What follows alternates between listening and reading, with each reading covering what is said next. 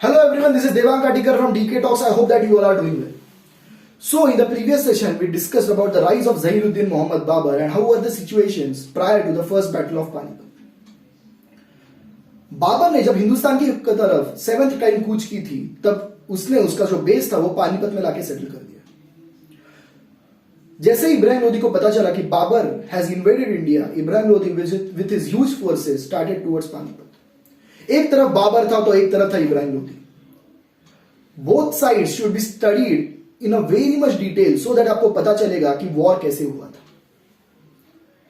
So let's first discuss about the side of Ibrahim Lodi. Ibrahim Lodi के पास बहुत बड़ी सेना थी.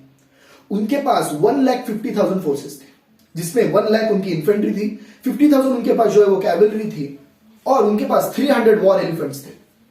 इसके अलावा उनके पास 2,000 कैटरपुल्ट पावर्ड आर्टिलरी इक्विपमेंट्स थे. ये आर्मी साइज बहुत बड़ी थी बिकॉज जो बाबर था उसके पास इसके सिर्फ 1/6 सेना थी. बाबर के पास सिर्फ 25,000 के फोर्सेस थे, जिसमें 20,000 उनकी इन्फेंट्री थी, 5,000 उनकी कैवलरी थी और उनके पास 300 तोपें थी जो गन पाउडर के ऊपर चलती थी. Such artillery equipments were not used in India prior to this war, जो इब्राहिम लोदी के आर्मी को बिग सरप्राइज था. बाबर ने पानीपत में अपनी एक डिफेंसिव पोजीशन बना ली थी. बाबर की जो 25,000 के फोर्सेस थे वो बाबर के साथ इससे पहले समरकंद, फरगना और काबुल में लड़ चुके थे. Almost 80 to 90% of these forces were veterans जो बाबर के साथ इकट्ठे ये सारी सेना 25,000 के फोर्सेस लड़ चुके थे. बाबर को अच्छे से पता था कि इनको कैसे डायरेक्शंस देने तो ये वॉर अच्छे से एग्जीक्यूट कर पाएंगे. सिर्फ 25,000 फोर्सेस थे, इसीलिए इसके लिए बाबर ने आर्मी को एक डायरेक्शन देके एक डिफेंसिव पोजीशन जो है वो पानीपत में बना ली थी. एक तरफ था पानीपत का किला जिसकी दीवार थी और दूसरी तरफ थी यमुना नदी. इस दीवार और यमुना नदी के बीच में 8 किलोमीटर का डिस्टेंस था. बाबर ने इसके बीच में एक 25 फीट डीप एक जो पिट है वो डिग कर लिया था. उसके अंदर उन्होंने अपने जो पेड़ थे वो काट के उनको नुकीला करके अंदर लगा दिए थे. Behind that pit, there was a chain of bullock carts that was lined up for 8 kilometers. जब बाबर पानीपत के लिए निकला था तब उन्होंने रास्ते में बहुत सारे बुलक कार्ट्स परचेस करना चालू कर दिया था. किसी को पता नहीं था कि बाबर इतने मास स्केल में बुलक कार्ट्स क्यों परचेस कर रहा है. बट जो पिट था जो उन्होंने डिग कर लिया था उससे पहले उन्होंने एक बुलक कार्ट की चेन लगा दी थी. After every 3 or 4 carts there was a gap जिसमें उनकी तोपें हुआ करती थी जो फायर करती थी. इससे पीछे उनके जो मैसेंजर्स थे वो थे और इससे पीछे उनकी आर्मी थी. ऑन द राइट फ्लैंक जो हुमायूं है वो लीड कर रहे थे और ऑन द लेफ्ट फ्लैंक उनके जो दूसरे कमांडर मीर कासिम वो लीड कर रहे थे और बीच में खुद बाबर था. ऐसी पोजीशन बना के वो पानीपत के ऊपर टिक गए थे. Ibrahim Lodi on the other hand started with his 1,50,000 forces.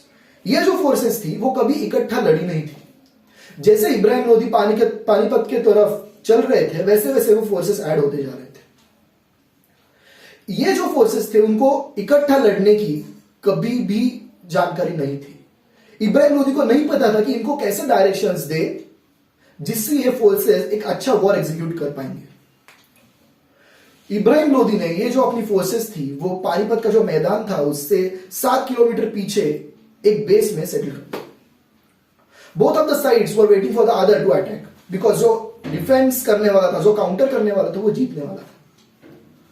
Babar ने जब देखा कि इब्राहिम लोदी अटैक नहीं कर रहा है तो एक चाल चली.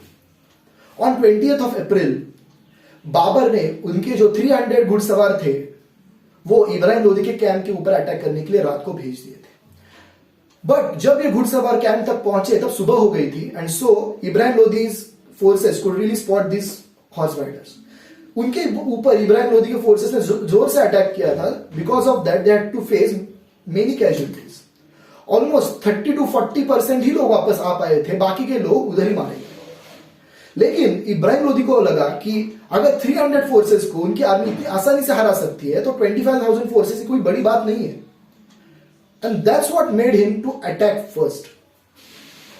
This was a major decision जो इब्राहिम लोदी का था, लेकिन ये डिसीजन बाबर के एक चाल की वजह से इन्फ्लुएंस हो गया था।